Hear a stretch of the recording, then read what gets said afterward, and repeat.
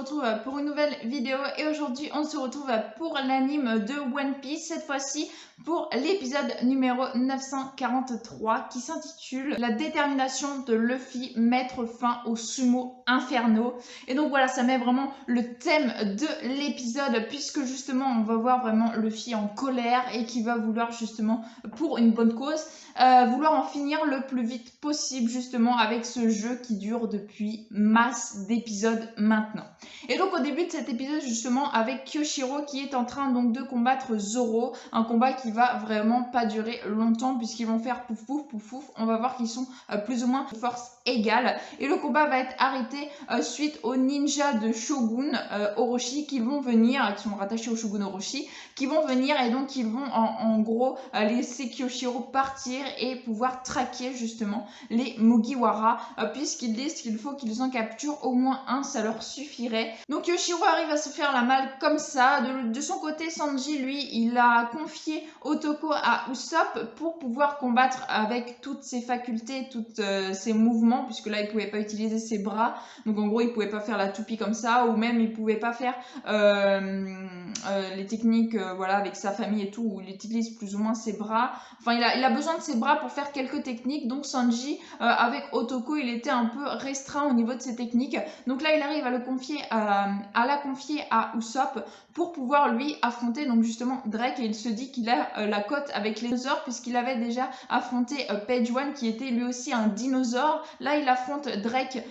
qui est aussi un dinosaure, donc il l'affronte avec bien sûr ses coups de poing enflammés, ses coups de pied enflammés, etc., etc. Il se passe quelques trucs. On a donc justement, comme je vous le disais, les ninjas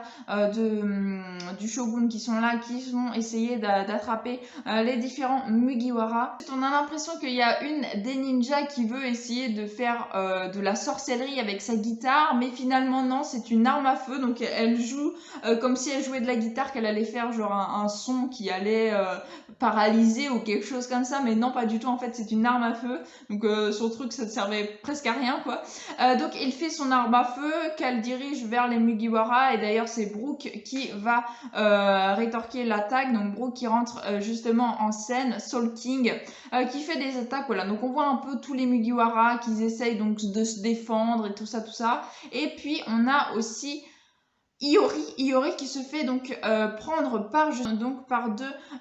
ennemis, et donc on a Zoro et Sanji qui voient, surtout Sanji, il voit donc que Iori a des problèmes, qu'une belle dame a des problèmes, et donc il va vouloir justement en finir au plus vite, donc il finit son combat au plus vite et ensuite il va donc essayer de sauver Iori. Mais il arrive trop tard puisque Zoro y arrive plus vite que Sanji, il sauve Iori qu'il connaît déjà d'ailleurs, et Sanji est vraiment dépité de voir que Zoro a réussi à sauver une belle dame comme ça et qu'il la connaît en plus, donc il est vraiment dépité d'apprendre que Zoro, qui est quand même l'un de ses rivales, malgré qu'ils sont dans le même camp, c'est quand même un rival à Sanji, et Zoro ils sont un peu rivales entre parenthèses, voilà, ils aiment bien se charrier tous les deux. Et donc il voit que Zoro est arrivé avant lui pour sauver là encore une demoiselle, parce que Otoko c'était aussi Zoro qui l'avait sauvé, il était arrivé à temps et c'était lui qui l'avait pris dans ses bras pour la protéger, et là encore une fois Zoro arrive avant Sanji à pouvoir sauver une femme, Iori, qu'il arrive donc à sauver très facilement, et Sanji il arrive à côté et il est vraiment dépité. C'est vraiment très très drôle, un passage que j'ai trouvé vraiment très très drôle et qui me fera bien plaisir de le revoir dans quelques temps. J'avais oublié de vous dire, mais oui, Brook, donc Soul King, comme je vous le disais, qui arrive et qui fait en fait, qui sort son âme de son corps et qui leur refait peur, comme il avait fait en fait quand il y avait eu le banquet et qu'il avait fallu qu'il sauve Robin et puis Otoko justement, parce que Robin s'était enfui avec Otoko, et donc pour éviter qu'il se fasse que Robin se fasse attraper, et bien il avait justement sorti son âme de son corps et il leur avait fait peur aussi, et c'était exactement au même personnage, c'était au ninja d'Orochi. Donc là c'était vraiment très très drôle. Brook réactive cette technique là qui marche visiblement très très bien sur eux,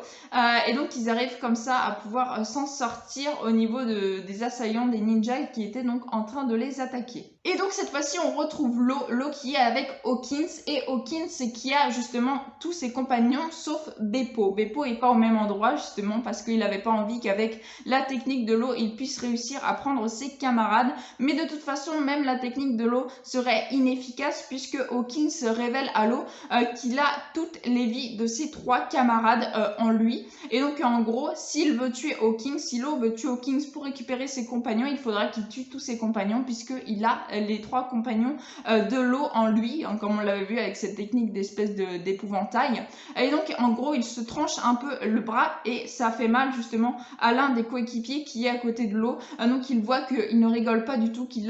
détient les vies de ses compagnons et que Lo ne va pas pouvoir s'en sortir, mais qu'il va être sûrement emprisonné en même temps que ses compagnons. Donc il s'est fait prendre, Lo s'est fait prendre au piège, qui est vraiment très rare pour un personnage comme Lo. Donc voilà, Lo ne peut rien faire, il ne peut pas sauver ses compagnons et en plus il en manque un, il n'a pas mis Beppo au même endroit justement. Mais voilà, il n'aurait de toute façon pas pu s'enfuir avec ses compagnons puisque il détient les vies justement, Hawkins détient les vies de tous ses compagnons, donc Lo s'est fait avoir comme un bleu. Du côté de la prison où l'on voit donc Kid et Killer qui eux ont été accrochés, la tête en bas, les pieds accrochés à une espèce de chaîne et qui sont trempés dans l'eau, donc sachant que c'est tous les deux des utilisateurs du fruit du démon, déjà l'eau ça les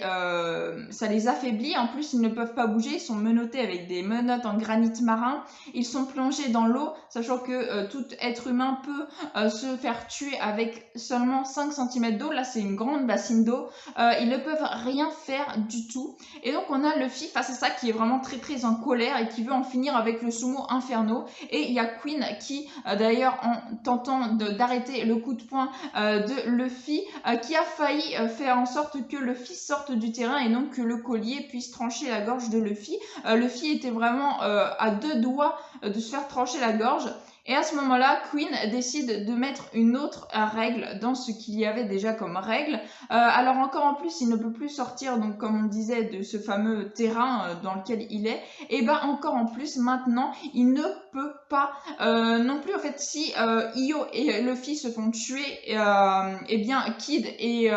Killer auront la vie sauve, etc. Et vice versa. Alors que bon, Luffy n'a pas fait d'alliance avec Kid, mais il est quand même contraint de tuer Queen, enfin de faire quelque chose pour pouvoir s'en sortir lui et Yogoro, et aussi Killer et Kid, qui veut également sauver, bien sûr, on connaît bien Luffy. Donc Luffy est là et elle se dit vas-y Queen, viens, rentre dans le sumo Inferno, je veux en finir au plus vite. Et par-dessus ça, on a Big Mom qui intervient, qui vient. Ça y est, elle est arrivée aux portes de la prison et elle veut son